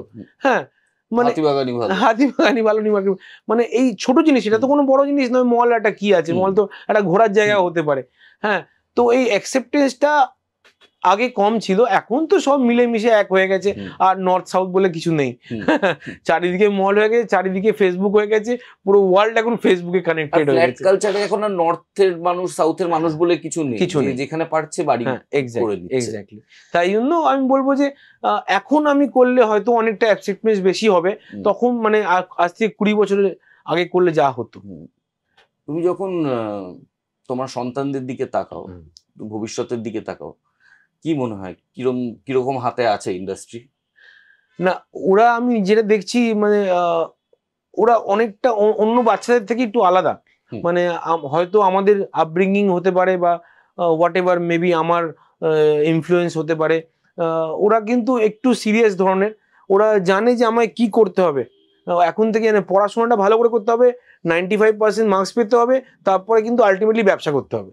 এটা আমার ছেলে, যে কোনো ছেলে, মানে দু ছেলের মধ্যে যাকে জিজ্ঞেস করবে, ও একজন বলবে আমি শেফ হব, একজন বলবে আমি বিজনেসম্যান হব। এখনো তারা বলতে শুরু করে দিয়েছে, আমার লাইন ধরেছে। আমি কিন্তু জোর করে করাইনি, ওদের আমি ইনফ্লুয়েন্স করেছি, কিন্তু আমি ওদের ফোর্স করিনি। হ্যাঁ, আমি ইনফ্লুয়েন্স করেছি কিভাবে, আমি দেখিয়েছি দেখো যদি তুমি ব্যবসা ঠিক করো এই গাড়িটা চড়তে পারবে, হ্যাঁ তুমি টার্গেট করো ওই গাড়িটা তুমি কি করে চড়বে, আমি তো চড়তে পারলাম না, তুমি ওই গাড়িটা কেনার চেষ্টা করো। তখন ওরা বলছে হ্যাঁ আমি এই পাপা এই গাড়িটা তোমাকে আমি চড়াবোই চড়াবো। ধরো ল্যাম্বোর্গিনি, মানে আমার ছোট ছেলেটা ল্যাম্বোর্গিনি খুব প্রিয় তার ল্যাম্বোর্গিনি। তো আমি বলেছি তুই এরকম করে বিজনেস করতে হবে যে ল্যাম্বোর্গিনিটা তুই কিনতে পারিস। হ্যাঁ তুই, ও হর্স রাইডিং খুব ভালোবাসে আর ও পিয়ানো বাজাতে ভালোবাসে। আমি বলছি যদি পিয়ানো বাজিয়েও তুই ওই গাড়িটা কিনতে পারিস সেটা কর। তাহলে বলছে আমার পিয়ানো ফ্যাক্টরি করতে হবে। মানে ওর চিন্তাটা কিন্তু বিজনেসম্যানের দিকে। আজকে যখন তুমি একটা লেগাসি যদি বলো, তাহলে সুদীপ মল্লিক কি লেগাসি রেখে যাবে বিজনেসম্যানদের? আমি বলবো যে আমি ওই যে পরিবর্তনটা রেখে যাব, মানে লোকে এটা সাক্ষী থাকবে যে আমি এই পরিবর্তনটা করলাম, যে এই মিষ্টিতে পরিবর্তনটা আনলাম আর এই কলকাতার খাবারে ওই পরিবর্তনটা আনতে চলেছি। হ্যাঁ হয়তো এখনো তোমরা বুঝতে পারছো না, কিন্তু কেউ বুঝতে পারছো না, কিন্তু যখন আরো একটু বনফার্ম যদি আর একটু বড় হয় তখন এটা লোকের চোখে আরো বেশি পড়বে যে কিভাবে আমরা কলকাতার খাবারের সিনটাকে পরিবর্তন করতে চলেছি। আর এই যে ইনোভেশনটা, এটাই আমি হয়তো রেখে যাবো যে ইনোভেশন অ্যাট্রাক্টস, মানে ব্যবসাদারদের কাছে এটাই থাকবে যে আমার তরফ থেকে যে ইনোভেটিভ কিছু করলে যদি সেটা যদি ভালো হয় সেটা লোককে পুল করবেই। বনফার্মকে তুমি কিভাবে মানে দেখছো? Is it a fine dine or a cafe? It's a informal fine dining বলতে পারো আর কি, মানে ক্যাজুয়াল ফাইন ডাইনিং যেটা এখন টার্ম এসছে, ক্যাজুয়াল ফাইন ডাইনিং ওটা বলতে পারো। আমাদের খাবারটা ফাইন ডাইনিং এর, কিন্তু আমাদের অ্যাম্বিয়েন্সটা বা আমাদের সার্ভিসটা ইনফর্মাল, খুব ফ্রেন্ডলি ক্যাফের মতন। আচ্ছা, আর ড্রিঙ্কের পৃথিবীতে আমি এসেনশিয়ালি সেটা অ্যালকোহলিক হবে না, বেভারেজ ইন্ডাস্ট্রিতে তোমার কিছু ভাবার ইচ্ছে আছে? আমরা অলরেডি এই মকটেলস বা অনেক রকম চা আমাদের মেনুতে অনেক রকম চা করছি। কফি আমরা one of the best coffee are giving, মানে উই আর গিভিং, মানে আমরা যে কফি রেখেছি one of the best coffee. কেন এই দামে এই কফি বিন কেউ রাখছে না, কোনো 5 স্টার হোটেল কাছেও এত দামি কফি বিন ইউজ করছে না। কেন আমি কফি বিনটাকে মেজরলি প্রফিট মেকিং করতে চাইনি, কেন কফিটা অ্যাজ কফি আছে, আমি খাবারটার উপরে কনসেন্ট্রেট করতে চাইছি, তার সাথে ভালো কফি দিতে চাইছি। হ্যাঁ, আর যদি আমি লাইসেন্স পেয়ে যাই, আশা করি পেয়ে যাবো অ্যালকোহলের লাইসেন্স, তাহলে আমি এই কফির সাথে কিন্তু আমি ডেভিলস কফি বানাতে পারবো, অ্যালকোহল আইরিশ কফি বানাতে পারবো। তো তখন সিনারিটাই চেঞ্জ হয়ে যাবে কফির আর ড্রিঙ্কসের আর ককটেলসের। তুমি যদি বলো ড্রিঙ্কস, কোল্ড ড্রিঙ্কসের কথা বলো, যেটা আমি এটা অনেক বটলিং প্ল্যান্ট নিয়ে অনেক ভেবেছি যে আম পোড়া, হ্যাঁ আম পোড়া কি করে বটলিং করা যেতে পারে, বা গন্ধরাজ লেবুর জল কি করে বটলিং করা যেতে পারে, সে নিয়ে ভাবনা চিন্তা করেছি। কিন্তু ডিমান্ডটা খুব কম আর কম্পিটিশন হিউজ। মানে তোমার কম্পিটিটর হচ্ছে কোকা-কোলা। যখন কোকা-কোলা তোমার কম্পিটিটর থাকবে, তোমার পাটা অনেক সাবধানেই বাড়াতে হবে। তুমি যদি বলো, তুমি বাবার কাছ থেকে আর মায়ের থেকে একটা শিক্ষা যেটা তোমাকে তোমার এই ব্যবসায়িক জীবনে বা তোমার জীবনে, একটা ব্যবসায়িক জীবন তো সামগ্রিকভাবে একটা জীবন, মানুষের জীবন, সেখানে সে স্বামী হিসেবে একটা মানুষ, বাবা হিসেবে একটা মানুষ, এদের ইনফ্লুয়েন্স বাবা বা মা একটা মানুষের জীবনে বা সুদীপ মল্লিকের জীবনে কি? প্রচুর, মানে পুরোটাই বাবা মা দিয়ে গড়া হয়, তুমি দেখতে পারো। তো আমার জীবনেও বাবা মার মানে সবটাই বাবা মার ইনফ্লুয়েন্স। মায়ের ভীষণ পেশেন্স, ওইটা মায়ের কাছ থেকে, ধৈর্য ক্ষমতা মায়ের কাছ থেকে শেখা, আর বাবার থেকে শেখা খাটতে কিভাবে হয় বাবাকে দেখে শেখা। আর স্পিরিচুয়াল, বাবা এত স্পিরিচুয়াল, এই পুরো স্পিরিচুয়ালিটি ব্যাপারটা আমার এসছে বাবার থেকেই বলতে পারো। আর সারা মানে 24/7 বাবা খাটতে পারে, ওই খাটুনি মানে ওটার কোনো বিকল্প নেই, সেটাই বাবার থেকে শেখা। আর রিস্ক টেকিং, বাবা ভীষণ রিস্ক নিতে পারে, দেখেও না রিস্ক নেওয়ার সময়, দেখেও না রিস্কটা কি আছে, কি হতে পারে, বাবা না দেখেই কাজ করে। তো ওই রিস্ক টেকিং ব্যাপারটা কিন্তু বাবার থেকে পুরো পেয়েছি। আচ্ছা, ব্যবসায়িক ছেলেদের অনেক সময় এরকমও দেখা যায় যে 120 কিলোমিটারের রেড রোডে বিদেশি গাড়ি চালাতে গিয়ে ধরা পড়লো, সেরকমও তো হয়ে যেতে পারতে তুমি, সেটা হলে না কেন? সেটা কি শিক্ষা? এটা বলতে পারো বাবার থেকে, যেটা বাবাকে দেখেছি এত খাটতে।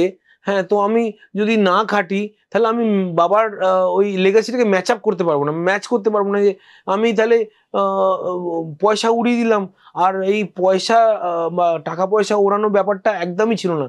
আমি 1 টাকাও জমিয়ে রাখতাম। আর বাবা যদি আমাকে এটাও একটা শিক্ষা না, হ্যাঁ। টাকাটাকে কিভাবে ম্যানেজ করতে হয়। হ্যাঁ, একদমই তাই। বাবা যদি আমাকে 1000 টাকা দিত, আর আমি রাত্রিবেলা দিনের শেষে ওই হিসাব দিয়ে দিতাম, 1 টাকা মিলিয়ে দিতাম। হ্যাঁ, দেখো বাবা, তুমি আমাকে 1000 টাকা দিয়েছিলে, এই 99 টাকা পড়ে আছে, এই। তো এত খুশি হতো। আর আমি ইমপ্রেস করার ব্যাপারটা ছিল, বাবাকে কি করে খুশি করব, মাকে কি করে বাবা খুশি খুব করবো। হিরো ফিগার ছিল। হ্যাঁ, তো বাবা খুশি হলে আমি খুব খুশি আর কি। তো এটা আমার ছেলের মধ্যে এসছে, যে পাপাকে খুশি করতে পারলে সব পেয়ে যাবো আর কি। এটা খুব গুরুত্বপূর্ণ, জানো তো, আমাদের জীবনে প্রথম হিরো যদি আমাদের ভালো থাকে না, হ্যাঁ, এক্স্যাক্টলি, ঠিক মতন ইনফ্লুয়েন্স করে, তাহলে সেই মানুষটার একটা চরিত্র গঠন আলাদা একদমই হয়। একদমই তাই। তুমি এখন তো তো আমার বাবা বলতো, আমার বোনকে বলতো যে তোকে পয়সা দিলে তুই হিসাব দিতে পারিস না, মানে ওই দাদার দেখে শেখ যে কিভাবে পাই টু পাই হিসাব দিতে হয়। তো আমি কোনোদিন বাজে খরচা করতাম না। তারপরে তো পরবর্তীকালে যখন নিজেই ম্যানেজ করছি পুরো ফ্যামিলির পয়সা করি, তো এখানে তো বাজে খরচা করলে তো আমাকে নিজেকেই জবাব দিতে হবে। এত কিছু করে ফেলার পর মাঝে মাঝে মনে হয় না উড়ি, মাটিতে পা রাখো কি করে? উড়বো মানে উড়ে যাবার কোথাও নেই। তো একটু অহংকার, একটু অ্যাটিটিউড। এটা দেখেছি, যদি অহংকার যে করেছে তারা কিন্তু আর এই মানে সাকসেস ফিল্ডে থাকতে পারেনি, সাকসেসে থাকতে পারেনি। তাদের মানে অহংকারের পতন হয়। অনেকেই আমি দেখেছিলাম, আমাদের মিষ্টির অনেক ব্যবসায়ীরাও আমি শুনেছিলাম আগেকার দিনে, যে খুবই তারা একটা মানে আমি শ্রেষ্ঠ, আমি সেরা। এরা কেউ সেরা থাকে না। সে মানে টপে যাওয়াটা অনেক সোজা, কিন্তু টপে থাকাটা অনেক শক্ত। একদিন না টপে চলে যাওয়ার পরে কি মেনটেন করে রাখতে হয়, না হলে একদিন না একদিন মুখ থুবড়ে পড়তে হয়। তো ওইটাই আমি ভাবি, নিজের মধ্যেও আমি এইগুলো এনকালকুলেট করার চেষ্টা করি, যে কিভাবে যে আমি একদম হাম্বেল হয়ে থাকতে পারি। যে যদি আমি কোনোদিন আমি পড়েও যাই, লোকে আমাকে ভালোবাসবে, বলবে না যে এই ছেলেটা একদম ফালতু ছেলে, সব শেষ করে ফেলেছে। না, তো আমরা একটা ওই জায়গাটা তৈরি করার চেষ্টা করছি, যেখানে আমি প্ল্যাটোটা পাই। তুমি আধ্যাত্মিকতা নিয়ে বললে, একটু বলো তোমার মধ্যে কিরম ভাবে আধ্যাত্মিকতা তোমাকে কিভাবে চালিত করে তোমার? তো আমি রামকৃষ্ণ মিশনে দীক্ষিত। আমি 14 বছর বয়সে আমার স্পেশাল পারমিশন হয়ে দীক্ষা হয়। তো বাবার থেকেও এটা শোনা, যে দীক্ষা নিলে লাইফ চেঞ্জ হয়ে যাবে। তারপর অনেক সাধু মহাত্মাদের সাথে আমাদের বাড়িতে আসতেন ওরা, ওদের সাথে আমরা দেখা করতে যেতাম। অনেক রকম বিভিন্ন স্পিরিচুয়াল টক্সে আমরা পার্ট নিতাম, বা আমাদের বলতো, শাস্ত্র নিয়ে অনেক কথা হতো। বাবার একজন বন্ধু ছিলেন, গৌতম বসু রায়। উনি খুব এই শাস্ত্র নিয়ে জ্ঞানী ছিলেন। তো ওনার সাথে ঘন্টার পর ঘন্টাই আমাদের স্পিরিচুয়ালিজম আর আমাদের হিন্দুইজম নিয়ে কথা হতো। তো হিন্দুইজম বলতে ওই উগ্র হিন্দুইজমের কথা বলছি না, আমাদের কালচারের কথা বলছি। তো এই নিয়ে কথা হতো।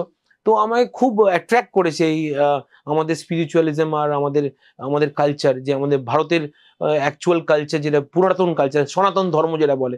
তো তাতে আমি খুব অনেক ইনফ্লুয়েন্স হয়ে অনেক ভাবেই আমার নিজের লাইফটাকে ওই আমাদের কালচারের থ্রুতে যাতে কি করে একসাথে চালানো যেতে পারে, মডার্ন বাট স্টিল ওই সনাতন ধর্মকে মেনে কি করে চালানো যেতে পারে, সেটাই চেষ্টা করি সবসময়। তোমার কি দৈনন্দিন রুটিনে যোগাভ্যাস বা কিছু করো?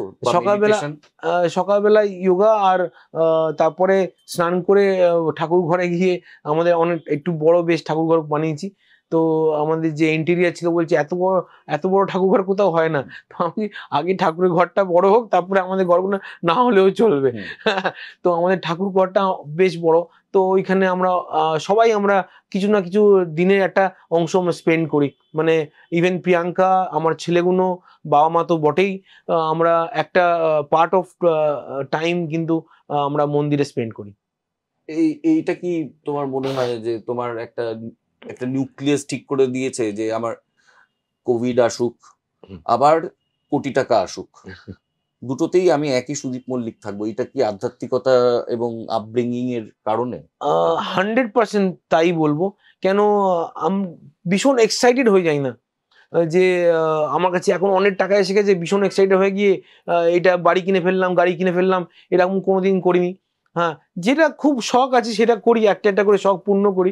আমার বন্ধুরা খুব বলে যে তোর সবই শখ আছে না, সব মানে ধরো একটা ঘড়ি, ভালো ঘড়ি পরার ইচ্ছে ছিল, অনেকদিন ধরে চেষ্টা করে ওই ঘড়িটা কিনেছি। তারপরে একটা ভালো গাড়ি, তো কার শখ না থাকে ভালো গাড়ি চড়ার। হ্যাঁ, তো ফার্স্ট আমি যখন আমার একটু ভালো মানে করতে পারলাম, যখন আমার টার্গেট সেট করতে পারলাম, আমি কিন্তু আবার টার্গেট সেট করি নিজের জন্য যে এইটা করলে তারপর আমি এটা করবো, না হলে করবো না। তো তুমি অবাক হয়ে যাবে, আমি 5 বছর মানে X টাকা টার্নওভার হলে আমি এটা আমাকে গিফট টার্নওভারে না, কিন্তু আমি একটা ধরো আমি যেমন করেছিলাম ভবানীপুরের বাড়িটা যতক্ষণ আমি তৈরি করতে পারছি, পুরো গ্রাউন্ড লেভেল থেকে নতুন করে তৈরি করতে পারছি, ততদিন আমি কোনো জামা কাপড় কিনবো না। তো আমি 5 বছর পুজোতে কোনো জামা কাপড় কিনিনি, বিশ্বাস করো। 5 বছর কোনো জামা কাপড় কিনিনি আমি।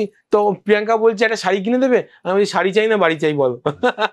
এই আর কি করে ওর শাড়ি কেনা হয়েছে, সবাইকে কিছু সব মানে মোটামুটি কেনা হয়েছে। কিন্তু আমি নিজেকে প্রতিজ্ঞা করেছি আমি নতুন জামা কাপড় কিনবো এই বাড়ি তৈরি হবে তবে। আর ওইটার সাথে সেট আমার করা ছিল যে এই বাড়িটা শেষ হবে, চালু হবে দোকান আমার, তাহলে আমি মার্সিডিজ কিনবো। তো আমি ওই ভবানীপুরের দোকান যখন আমার শেষ হলো, তৈরি হলো, পুরো চালু হয়ে গেল ফুল ফ্লেজে, তখন আমি একটা ভালো গাড়ি কিনলাম ফার্স্ট টাইম। তার আগে আমি অনেক খোটা পেয়েছি, প্রিয়াঙ্কার বাড়ি থেকেও বলেছে যে তোমাদের একটা ভালো গাড়ি দরকার, এবার সবকিছু তো হলো কিন্তু ভালো গাড়ি নেই একটাও। তখন আমরা ইউ ওন্ট বিলিভ আমি মারুতি সুইফট চলতাম, সুইফট থেকে মার্সিডিজ। না, এইভাবে নিজেকে আটকে রাখা এবং সংযমে রাখাটা তো একটা মানে দারুণ।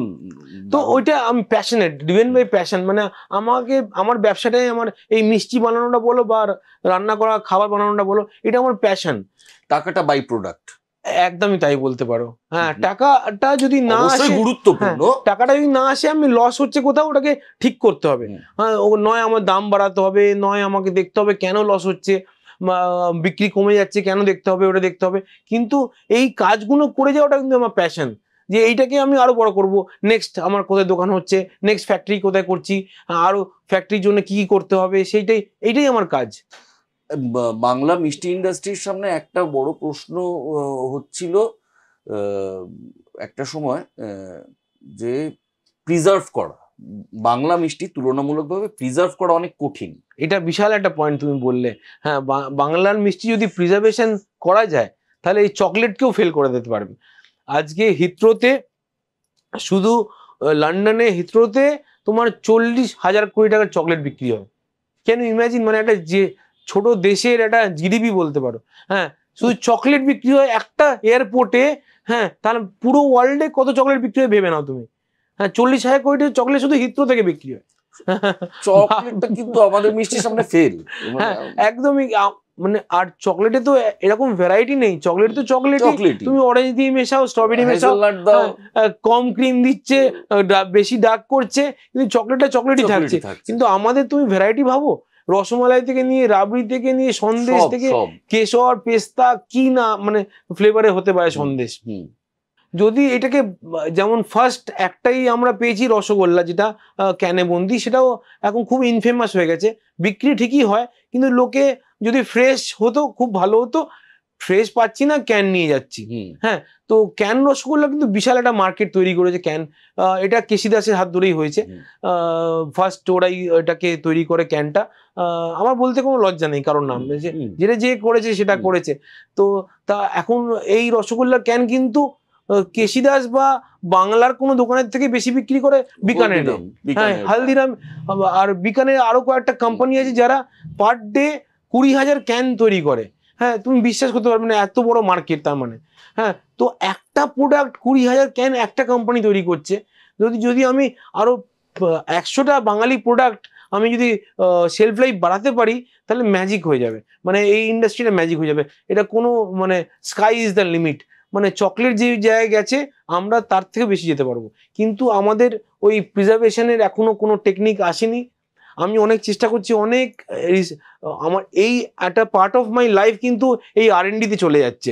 হ্যাঁ, তা আমি যদি এগুলো না করতাম হয়তো আরো বড় মিষ্টি ব্যবসা হতে পারতো, কিন্তু না, কিন্তু এটা পার্ট অফ ইউ এখন হয়ে গেছে। এখন যেটা আমি করতে চলেছি, মানে এখনো আসেনি, তুমি দেখতে পাচ্ছ না, কিন্তু খুব তাড়াতাড়ি শেলফে চলে আসবে। হ্যাঁ, অভিনব জিনিস আসবে আর উইথাউট প্রিজারভেটিভ। আমাদের অলরেডি একটা আইটেম এসছে নলেন গুড়ের বটল, আমরা যেটা আছে ওটাতে কোনো প্রিজারভেটিভ নেই। হ্যাঁ, ওটা এক বছর কিছু হবে না যদি সিল না খোলো। সিল খুললে নর্মাল গুড়ের মতন, কিন্তু সিল না খুললে কিন্তু 1 বছর কিচ্ছু হবে না। তো এই কিছু কিছু আইটেম, এটা কিন্তু পুরো প্যাকেজিং টেকনোলজি ওপর ভরসা করে, পুরো প্যাকেজিংটাই এমন হয়ে যাবে মিষ্টির, যদি করতে পারি, যদি সাকসেস হয়ে যায়। আর 2-3 মাসের মধ্যে তুমি দেখবে অনেক কিছু আইটেম বাংলার মিষ্টি যেটা 1 বছর শেলফ লাইফ দিতে পারবো। ফুড বিজনেস করতে আসতে গেলে তোমার কি মনে হয় যে ওই হোটেল ম্যানেজমেন্টের কোর্স করাটা একটা ভালো ব্যাপার, একটা অ্যাডেড অ্যাডভান্টেজ বা আবশ্যিক বলবো না, কিন্তু করলে তুমি অনেক তোমার নজরিয়াটা, মানে কি বলবো, দৃষ্টিভঙ্গিটা অনেক বড় হবে। যেমন যখন অনেক টেকনিক শিখবে যেটা তুমি জানতে না। হ্যাঁ, অনেক নতুন নতুন রান্না করার টেকনিক রেগুলার বেরোচ্ছে। যেমন এখন সুভিদ টেকনিকটা জানতামই না। সুভিদ একটা নতুন টেকনিক বেরিয়েছে, মানে কম টেম্পারেচারে বেশিক্ষণ ধরে রান্না করা, মানে এত বেশি, মানে 2 দিন ধরে করতে পারো। হ্যাঁ, স্লো কুকিং। এইরকম নতুন নতুন টেকনিক তুমি শিখতে পারবে, নতুন নতুন ইনগ্রিডিয়েন্টস দেখতে পাবে। হ্যাঁ, যেমন চকো চিপস ফার্স্ট আমি এই আমার হোটেল ম্যানেজমেন্ট করতে গিয়ে আমি কলেজে দেখেছি চকো চিপস। সেই চকো চিপস এনে আমি মিষ্টিতে ফার্স্ট দিয়েছি, চকো চিপসের মিষ্টি তৈরি করেছি। তো এই চকো চিপস যেটা এখন সবাই জানে চকো চিপস কি জিনিস, তখন কিন্তু কলকাতা শহরে জানতো না চকো চিপসটা। তখন খুব অবাক লাগতো লোকের কাছে দেখতে, এরকম ছোট ছোট চকলেট কি করে দিতে পারলে, সন্দেশের মধ্যে এরকম চকলেট তৈরি করলে কি করে, লোকে জিজ্ঞেস করতো এগুলো কি জিনিস। হ্যাঁ, তো তখন চকো চিপস ব্যাপারটা, চকো চিপস সন্দেশ ফার্স্টে এলো, তারপরে চকো চিপস কুকিজও তখন ছিল, সব বাজারে আসছিল। তো তখন অত ছিল না যতটা আমি, মানে তুমি ভেবে দেখো, অল্প অল্প ছিল। হ্যাঁ, হাইড অ্যান্ড সিকের মধ্যে ফার্স্ট এলো। আমরা প্রথম চকো চিপস খেয়েছি হচ্ছে 8 টাকায়, যখন মেট্রো ডেয়ারি চকলেট আইসক্রিম আনলো। তো এই একটা ইনগ্রিডিয়েন্টস বললাম, এরকম অনেক ইনগ্রিডিয়েন্টস আছে যেগুলো তুমি দেখতে পাবে, সেগুলোকে কিভাবে কাজে লাগাতে হয় সেগুলো বুঝতে পারবে। এটা একটা অনেক বড় তোমার দৃষ্টিভঙ্গি খুলে দেবে। আর তোমার কাছে পুরো মানে কি বলবো, ওয়ার্ল্ডের কুজিনটা খুলে যাবে পুরো, সেটা নিয়ে পড়াশোনা করবে, আরো জিনিস জানতে পারবে। ইন্টারনেটের যুগে সবকিছু জানতে পারে লোকে, কিন্তু প্রফেশনাল হাতে কলমে তো হয় না। হ্যাঁ, তুমি কাটাকুটি নাইফ কি করে ধরতে হয় আগে অনেক লোক জানে না। বাড়িতে এখনো অনেক মহিলারা জানে না যে কি করে রান্না করতে হয়, ম্যাগি করতে তারা জানে না। আমি এরকমও অনেক লোক জানি যে ম্যাগিও করতে পারে না, কোনোদিন সে ম্যাগিও করেনি, আর সে কোনোদিন চা বানায়নি, এরকমও লোক অনেকে আছে। প্রফেশনালি এত ব্যস্ত সবাই, তারা হয়তো চা বানায়নি, তাতে খারাপ ভাবার কিছু নেই। কিন্তু যারা এই লাইনে আসতে চায় তাদের কাছে এটা অনেক, প্রফেশনালিজমটা অনেক বড় হয়ে যাবে। মানে আজকে আমি যদি তুমি নিজে রান্না শিখতে পারো, দিয়ে তুমি নিজেকে সেলফ মেড, কেউ ভুল বোঝাতে পারবে। হ্যাঁ, তুমি সেলফ মেড শেফ ক্লেম করতে পারো নিজেকে। কিন্তু তুমি যদি শেফ হতেই চাও, তাহলে প্রফেশনাল ওয়ে দিয়ে গিয়ে তুমি তোমাকে তখন আর কেউ বলতে পারবে তুমি শেফ নয়। আজকে তোমার এক্সপেরিমেন্টের জায়গাটা কোথায়? মানে এটা হচ্ছে কোন রান্নাঘরে তুমি এক্সপেরিমেন্ট করো? বনফার্ম বলো বা বলরাম মল্লিকেরটা তো একটা আলাদা ল্যাব আছে, সব আছে। বনফার্মের জন্য তুমি এক্সপেরিমেন্টটা কোথায় করছো? এবার বলরাম মল্লিকের লিমিটেশন হচ্ছে আমরা পুরোপুরি ভেজিটেরিয়ান, পেঁয়াজ রসুনও ঢোকে না। ইভেন আমাদের ফ্যাক্টরিতে স্টাফের খাবারটাও কিন্তু আমাদের ফ্যাক্টরিতে ঢুকবে না, স্টাফও বাইরে গিয়ে ক্যাফেটেরিয়াতে খেয়ে আসবে। তো পেঁয়াজ রসুন নিয়ে লোকে দোকানে ঢুকতে পারবে না, বাইরে রেখে আসতে হবে। যারা বাজার করে তারা বাইরে রেখে আসি পেঁয়াজ রসুন, নিয়ে দোকানে ঢোকে। তাহলে বুঝতে পারছো তুমি। আর এখানে বন ফার্মে তো আমি সবকিছু বেচি, from duck to quail to chicken, everything is there. So মাছ তো সব অনেক রকম মাছ আছে। তো এই ক্ষেত্রে মানে এর সাথে কোনো বনফেমের কিচেন আর বলামলির কিচেনে তো অনেক ডিফারেন্স, কোনো তুলনা হয় না। আমাদের একটা ফ্যাক্টরি টাইপের কিচেন বলতে পারো, সেটা আমাদের ধুলোঘরে। আর বনফেমে আমরা গড়িহাটের রেস্টুরেন্টের পেছনে কিচেন, একটা সুন্দর কিচেন তৈরি করেছি, ছোট, যতটা কম জায়গার উপরে করা যেতে পারে, গোছানো কিচেন, সবকিছু অ্যারেঞ্জমেন্ট আছে, সবকিছু অ্যাপারেটাস আছে, ইকুইপমেন্টস আছে, আমি যেটা ইচ্ছে রান্না যেদিনকে ইচ্ছে কি করতে পারি। একটা ব্যাপার হচ্ছে যে আমি তো পেশাদারি অভিনেতা, একজন ধরো তুমি বা একজন উকিল, একজন পুলিশ, তারা বছরে একটা যদি নাটক করেন না, তারা খুব উৎসাহ নিয়ে করবেন। কিন্তু আমার কাছে সেটা আরেকটা এক্সারসাইজ, কারণ সারা বছর ধরে এটাই করছি। ওকে, তোমাকে এখন যদি একদিন রাত্রে কেউ বলে যে এটা রান্না করে খাওয়া, তোমার কি আর এখন ইচ্ছে করে সারাদিন? একদম করবে না। এখন আর একদম করবে না না, রান্না করে কেউ যদি খাওয়াতে বলে আমি কিন্তু খাওয়াই না। হ্যাঁ, আমি যখন আমার ইচ্ছা হয় যে এটা রান্না করবো, আজকে আমার এটা করা আছে, তখন আমি করি। কিন্তু কিন্তু যদি কেউ বলে আজকে আমি বাড়িতে আসবো রান্না করে খাওয়াতে, আমি বললাম টাটা গুড বাই, আমি চললাম। কিন্তু ধরো তোমাকে তোমার ব্যাপার বললাম, যেমন তুমি যেটা বললে যে তোমাকে যদি কেউ একটা নতুন রোল দেয় যেটা তোমার খুব এক্সাইটেড ফিল করো তুমি, যে ধরো তোমাকে একটা অমিতাভ বচ্চনের তোমাকে রোল দিল, অমিতাভ বচ্চনের রিমেক তোমাকে করতে হবে, তো অবভিয়াসলি তুমি এটা তো আমার মনে হয় অনেক বড় একটা পাওনা হবে, তো তুমি এক্সাইটেড হবে নিশ্চয়ই। ঠিক তেমনি আমাকে যদি বলে একটা এমন ডিশ বানাতে হবে যেটা একটা বড় কেউ এসে খাবে বা ট্রাই করবে, বা এমন বানাও যেখানে একটা তোমার কম্পিটিশনে যাবে, তাহলে আমি খুব এক্সাইটেড হব। দিয়ে ওই লোকটার জন্য হয়তো ধরো বললো যে ডোনাল্ড ট্রাম্প আসবে, তার জন্য রান্না করতে হবে, তো আমি সত্যি করে এক্সাইটেড হব। কিন্তু ডোনাল্ড ট্রাম্পের কথা জানি না, আমার একটা প্রচন্ড এক্সাইটমেন্ট হয়েছিল। সেটা হচ্ছে সচিনের জন্মদিনে অঞ্জলি ওকে খাওয়াচ্ছিল, আমি ওই আইসক্রিম, ওই মিষ্টিটাও আমার খুব প্রিয়, সাদা রঙের হার্ট সাইন ক্যাডমিস, তুমি ছিলে ওখানে? ক্যাড মিষ্টি। এই মানে সচিন যখন তোমার মিষ্টি খাচ্ছে তখন ওইটা কেমন লাগে? আমি তো স্পেল বাউন্ড হয়ে গেছি। সচিন আমাদের বড় হওয়ার একটা বড় part, he was a demigod. Sachin phone করেছে 12টার সময়, বলছে I never had something like this, mango gelato sandesh খেয়ে, বলছে can I have some delivered for my kids. আমি বলছি sir why do you want to deliver, I can deliver to Bombay even, আমি চলে আসছি ডেলিভারি করতে। আর আমি তো মানে কিছু সেকেন্ড আমি কথা বলতেই পারিনি, কি বেরোবে মুখ দিয়ে বুঝতে পারিনি। তো I was like spell bound, and it was a Assam moment যখন আমি গেলাম, ওনার সাথে দেখা করলাম আর মিষ্টিটা হাতে তুলে ধরলাম। আর ওরকমই অমায়িক লোক, তুমি যেটা বলছিলে যে নিজের ব্যবহার, নিজের হাম্বেলনেসটা যদি না কেউ মেনটেন করে, হ্যাঁ আমি অন্য অন্য প্লেয়ারদেরও দেখেছি বা সেলিব্রিটিদের দেখেছি একরকম হয়, কিন্তু সচিন কিন্তু পুরোপুরি ওদের একদম অন্যরকম, মানে জড়িয়ে নিল, লিটারেলি হি হাগড মি। আর আমি মনে হলো যে এই শার্টটা আর কোনোদিন ছাড়বো না, এটাই পরে থাকবো সারা জীবন। তো ইট ওয়াজ অ্যান অসাম মোমেন্ট, মানে ভাবা যায় না, মানে এতটা টাচটা মানে এখনো গায়ে কাটা দেয়। এইবার আরেকটা খুব পছন্দের প্রশ্নে, আমরা প্রায় শেষের দিকে এসে গেছি, তোমাকে খুব জ্বালাচ্ছি, তোমার এত কাজের মাঝখানে আটকে রেখেছি, তাও ভাল লাগছে বলে একটু আটকাচ্ছি। আরেকটা আমাদের খুব পছন্দের স্মৃতি, কেকেআর জেতার পর সনকেক, সনকেক তো সন্দেশ প্লাস কেক, যাতে একটা কিছু বানিয়েছিলে, স্টেডিয়াম বানিয়েছিলাম, হ্যাঁ যেটা তুমি ফলো করেছিলে, ওইটা সেই মোমেন্টটা তোর কাছে কেমন ছিল? পুরো বাংলা, ওইটা বিশাল একটা চ্যালেঞ্জ ছিল, কেন রাতারাতি করতে হয়েছে। ও আমাকে বলেছিল যে একটা ইউনিক জিনিস বানাতে হবে, আমি কি ইডেন গার্ডেনটা বানাতে হবে, তো ওই সন্দেশ দিয়ে ইডেন গার্ডেন্স বানানো হয়েছিল। তো ওইটা একটা বিশাল বড় চ্যালেঞ্জ ছিল। তো সারা রাত কেটে গেছে ওটা স্ট্রাকচার বানাতে, আর ওই ক্ষীর, সারা রাত ক্ষীরের পাক দিয়ে ওই ক্ষীরের পাক দিয়ে জমিয়ে ওই স্টেডিয়াম তৈরি করতে, মানে মানে একটা মিনিট কেউ রেস্ট নিতে পারেনি। আমার 10-15 জন লোক কেউ একটা মিনিট রেস্ট নেয়নি। তারপরে ওইটাকে নিয়ে গিয়ে আমরা ওখানে রেখে যখন বসলাম, মাই গড, রিয়েলি মানে তখন ওটা একটা অ্যাচিভমেন্ট ছিল যে আমরা ওটা তৈরি করে উঠতে পেরেছি এক রাতের মধ্যে, ইন আ গিভেন টাইম। আর বিশাল বড় ছিল, মানে প্রায় তোমার 8 ফুট বাই 8 ফুট গায়ে ছিল। শেষ প্রশ্ন, বাঙালি ব্যবসা করতে পারে না, এই বদনাম চিরকাল, এই বদনাম আমি বলবো বাঙালি ব্যবসা চিরকাল করেছে, মধ্যিখানে আমাদের ভুলিয়ে দেওয়া হয়েছে। হ্যাঁ, তুমি বলো তো আজকে।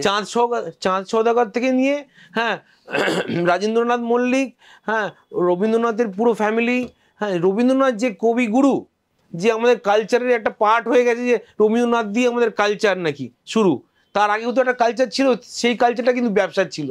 তার ফ্যামিলি, তার বাবা, তার দাদু, হ্যাঁ, সবার ব্যবসা ছিল। সে অলরেডি ব্যবসায়িক রিচ ফ্যামিলির ছিল, একটা ব্যক্তি ছিল। তো যেখান থেকে তুমি বলছো এই রবীন্দ্রনাথ থেকে যদি আমাদের কালচার শুরু হয়, হ্যাঁ, তাহলে বাঙালির কালচার তার আগে ছিল না। তার আগে কিন্তু ব্যবসার কালচার ছিল, বাঙালি ধনী ছিল। হ্যাঁ, বাঙালি ছাপোষা গ্রামের কুড়ে ঘরের বাঙালি নয়। কিন্তু দেখো সেখানেও যদি বলো, বাংলার সব থেকে বড় ব্যবসায়ীর তোর নাম জগৎ শেঠ, হ্যাঁ, সেই তো মারোয়াড়ি। কোথায় বাংলার সবথেকে তখনকার দিনের কথা বলছো তুমি? হ্যাঁ, সেই সিরাজউল্লাহর সময় যদি ধরি, তাতে কি এসে যায়? তা বাঙালিরাও ব্যবসা করেছে, মারওয়াড়িদের আমি করতে বারণ করছি না, ওরাও ব্যবসা করুক, সবাই করবে। হ্যাঁ, কিন্তু বাঙালিরাও ব্যবসা করেছে। এই যে ট্যাবুনেস, যে এই ব্যবসা করবি, ব্যবসার বাড়ি, ইঞ্জিনিয়ার, তুই ইঞ্জিনিয়ার হ, ডাক্তারি হ, ভালো চাকরি কর, হ্যাঁ, ব্যবসা একটা মানে আমার ছেলে ব্যবসা করবে, পড়াশোনা করবে না ঠিক করে, ব্যবসা করবে, এবার কি মানে এডুকেশনটা আমাদের খুব প্রাইম হয়ে গেল, কিন্তু তারপর আর প্রাইম রইল না এডুকেশন। কিন্তু আমরা কিন্তু অনেক পিছিয়ে গেছি অন্য রাজ্যের এডুকেশনে। তো যদি এডুকেশনটাই প্রাইম হওয়ার ছিল, তো ওটা নিয়ে আরো বড় করতে পারতাম আমরা বাঙালিরা, কিন্তু ওটাও ছেড়ে দিলাম, ব্যবসাটাও ছেড়ে দিলাম। আমরা একটা তালগোল পাকিয়ে একদম আমাদের জাতিরা মানে কোথায় যাচ্ছিল আমি বুঝতে পারছি না। কিন্তু এখন আবার রিসার্জেন্ট হচ্ছে, বাঙালিরা কিন্তু ব্যবসা করতে ওই পারে না। তো পুরোপুরি একটা ফেক কথা ওটা। বাঙালিরাই বাঙালিদের শত্রু, বাঙালিরাই বাঙালিদের বলে বলে এই কথাটা ছড়িয়েছে, আর কেউ ছড়ায়নি। এটা বাংলা ভাষাতেই ছড়িয়েছে যে বাঙালিরা ব্যবসা করতে পারে না। বাঙালিরা সারা জীবন ব্যবসা করেছে, আর ব্যবসা করতে অনেকের থেকে ভালো পারে। আর বাঙালিরা ব্যবসাটা হার্ট থেকে করে, হ্যাঁ, শুধু পকেট থেকে করে না। থ্যাঙ্কস আ লট। এই আমাদের আড্ডা আজকে সহজ কথার মিষ্টিতম এপিসোড হলো। সুদীপদার থেকে জানলাম সুদীপদার জীবনের বিভিন্ন দিক, ব্যবসার বিভিন্ন দিক, পরীক্ষা নিরীক্ষার বিভিন্ন দিক। আর আপনারা কি করছেন বলুন তো? এতজন মিলে দেখছেন কিন্তু ঠিক করে সাবস্ক্রাইব করছেন না। সেই কবে কোন ছবি হিট করেছিল ওটা দিয়ে আমার চলবে? আমাকে তো এই চ্যানেলটাকে চালাতে হবে। আমাদের এপিসোডটা ভালো লাগলে লাইক করুন, শেয়ার করুন, সাবস্ক্রাইব করুন, আর সহজ কথাকে পছন্দ করুন, সহজ কথাকে একটু ছড়িয়ে দিন। আর আমার এই গেঞ্জি বানিয়ে দিয়েছে এবং আমার রোজকার গেঞ্জি বানিয়ে দিচ্ছে বংমেড। বংমেড আমার টিমের একটা অংশ। আমরা উই আর পার্টনার্স। তো সহজ কথা দেখতে থাকুন, আজকের এপিসোড মিষ্টিতম এপিসোড।